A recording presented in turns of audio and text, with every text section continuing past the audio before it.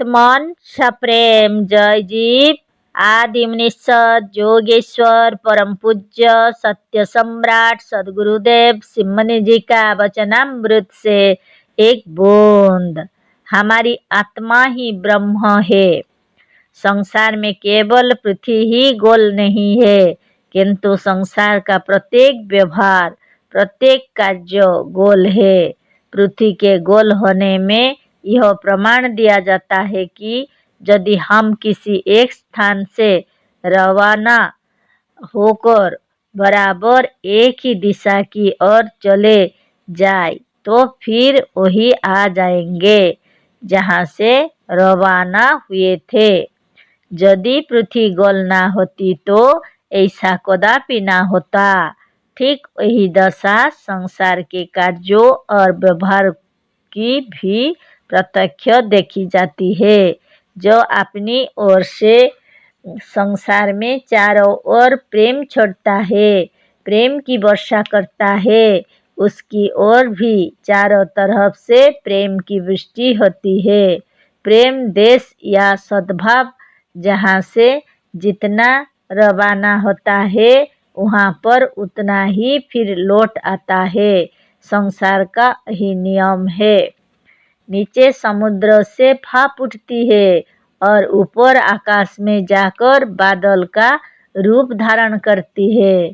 फिर यही वस्तु बूंदों का रूप धारण कर हिमालय पर्वत पर गिरती और अधिक सर्दी पाकर पत्थर के समान जम जाती और बर्फ कहलाती है।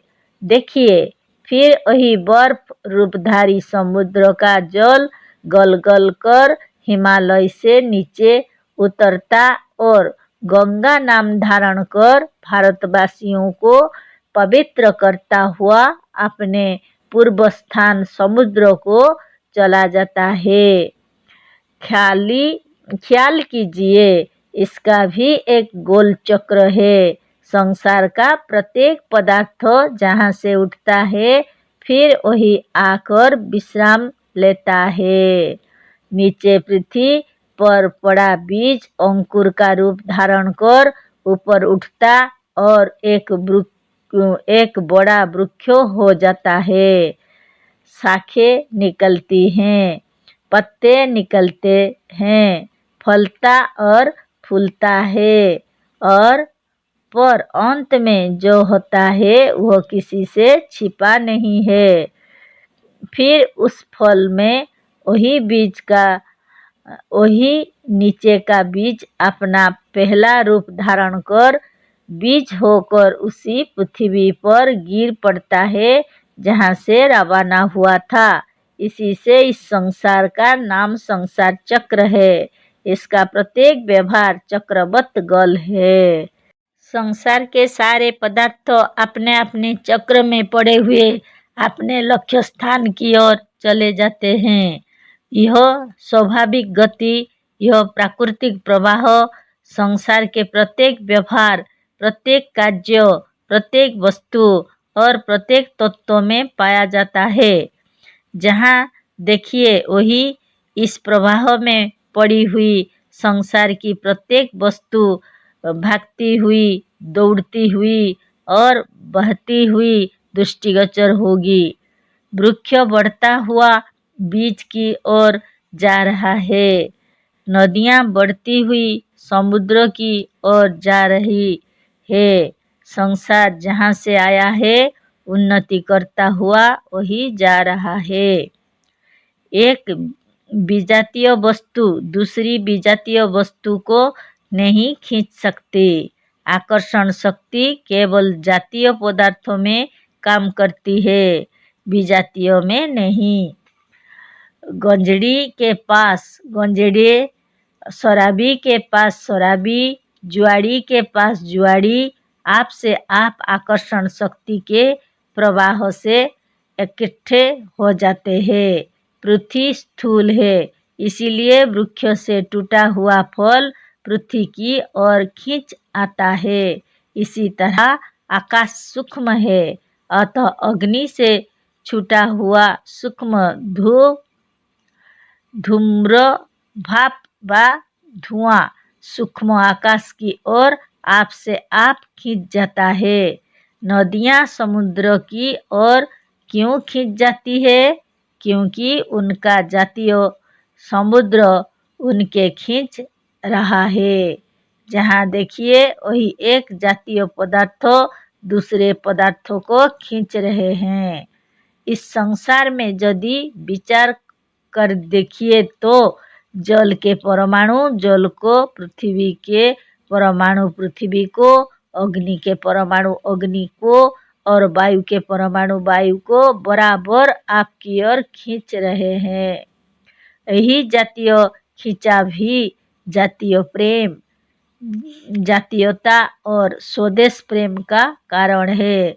अतः यदि हम ईश्वर की ओर खींचे जाते हैं, यदि वो हमें अपनी ओर खींच रहा है, तो अवश्य हम वही वस्तु है, वही पदार्थ है जो वह है।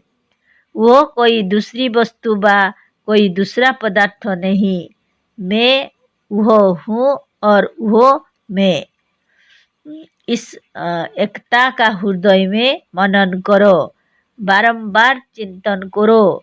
एकता और अद्वैतों का वास्तविक ज्ञान होते ही हृदय में शांति और आनंद का समुद्र उमड़ पड़ेगा। लोग कहते हैं कि उस आनंद स्वरूप सच्चिदानंद ईश्वर के ज्ञान से मनुष्य भी आनंद स्वरूप हो जाता है। यही कारण है कि बड़े बड़े योगी उसकी खोज में पड़े हुए हैं और हजारों महर्षि उसके ज्ञान से आनंदित हो चुके हैं। पर विचार करने की बात यह है कि यदि वो आनंद स्वरूप हमसे अलग है, हमसे पृथक कोई दूसरा पदार्थ है, तो उसके ज्ञान से, उसके आनंद स्वरूप होने के कारण एक ऐसा पुरुष जो उससे भिन्न है, उससे पृथक है, आनंद स्वरूप कैसे हो सकता है? आज 1 महीने से हमें इस बात का ज्ञान है। हम इसे जानते हैं कि रामदास के पास करोड़ रुपया है, पर इससे हमें क्या? उनके रुपयों का सुख हमें नहीं मिल सकता। किसी रोगी को यह मालूम हुआ कि हमारा पड़ोसी निरोग है, इसके ज्ञान मात्र से वह रोगी सुखी नहीं हो सकता। हाँ, ऐसे ज्ञान से एक अपूर्व आनंद उस समय होता है जब हमें यह मालूम हो जाए कि करोड़पति रामदास हम ही है। हम भूले हुए थे हम ही रामदास है और वह रुपया हमारी ही पास गड़ा है। ठीक इसी तरह जब कोई सच्चा जोगी उस आनंद स्वरूप सच्चिदानंदों की खोज में चलता है, जिस समय वह उसका पता लगा लेता है, उसका ज्ञान प्राप्त कर लेता है, वह देखता है कि वह आनंद धन, वह आनंद स्वरूप, वह सच्चिदानंद हम ही है। उस समय जो अपूर्व आनंद प्राप्त होता है, उसका वर्णन वाणी द्वारा नहीं हो सकता, किंतु वही जानता है जो उस आनंद में मग्न हो जाता है। अतः यदि तुम सच्चा आनंद चाहते हो तो उस सच्चे आत्मस्वरूप परमानंद परमात्मा की खोज में लग जाओ। वही आनंद का भंडार और सुख का खजाना है। दूसरे का सुख, ऐश्वर्य, सामर्थ्य और बल देखकर दूसरे के हृदय में ईर्ष्या उत्पन्न होती है। सुख नहीं, सच्चा सुख उसी समय मिलता है जिस समय तुमसे बढ़कर या तुम्हारी बराबरी करने वाला संसार में कोई ना हो। जिस समय हम अपने से किसी को उच्च स्थान पर देखेंगे, हमारे हृदय को कभी शांति नहीं मिल सकती। मोक्ष होने पर भी यदि यह जीवात्मा परमात्मा में नहीं मिलता, एक नहीं हो जाता, तो उसके ऐश्वर्य और सामर्थ्यों को देखकर इसे आनंद की प्राप्ति कभी नहीं हो सकती, उल्टे ईर्ष्याग्नि में जलते रहेंगे। यदि वह हमसे भिन्न वस्तु है तो उसके ज्ञान से, उसके निकट जाने से, उसकी भक्ति से हम कदापि सुखी नहीं हो सकते। परमात्मा अतः सच्चा मोक्ष ईश्वर से अभिन्न हो जाता है। यदि मोक्ष काल में हम परमात्मा से मिलते हैं, हम उसमें लीन होते हैं, तो अब भी हम वही है, क्योंकि एक शुद्ध पदार्थ में यदि कोई दूसरा पदार्थ मिला दिया जाए तो वह शुद्ध पदार्थ भी विकृत हो जाएगा। पर ईश्वर नित्य शुद्ध और निर्विकार है, इसीलिए यह जीवात्मा उससे भिन्न कोई अन्य पदार्थ नहीं, यह वही है, केवल कल्पना मात्र का भेद है। तुम इस समय भी मुक्त हो, बंधन केवल कल्पना मात्र का है, वास्तविक नहीं। इस कल्पना व भेदाभेद को जो समझता है वही विद्वान और वही सुखी है।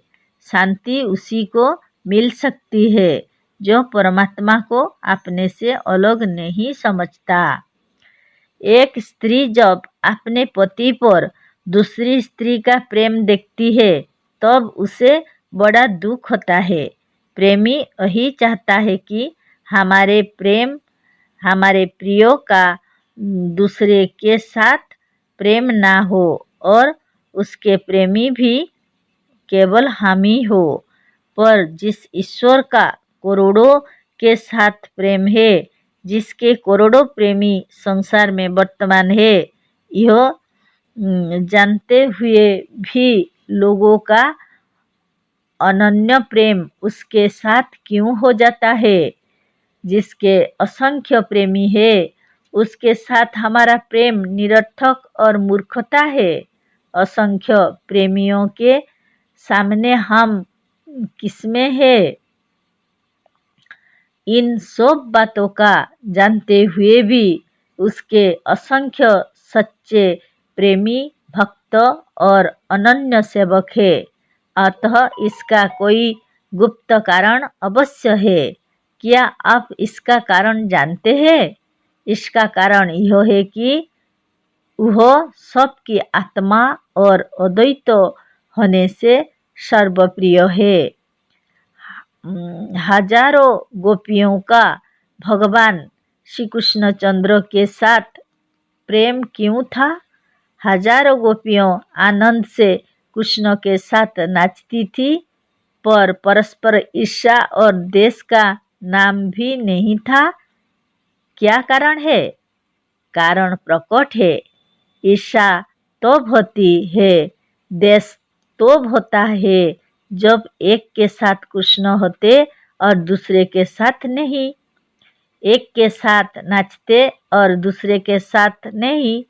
पर भगवान श्री कृष्ण चंद्र सबकी आत्मा थे, सबके कृष्ण सबके साथ थे। जितनी गोपियां थी उतने कृष्ण थे। सब ने प्रत्यक्ष देखा कि हमारे कृष्ण हमसे लिपटे हुए हैं। वेदांत का रहस्य जानना है तो कृष्ण की जीवनी पर, कृष्ण के वाक्यों पर ध्यान दो। यदि तुम्हें कृष्ण की कथा समझ में आ जाएगी तो तुम्हें एक अपूर्व आनंद मिलेगा। जय जीव।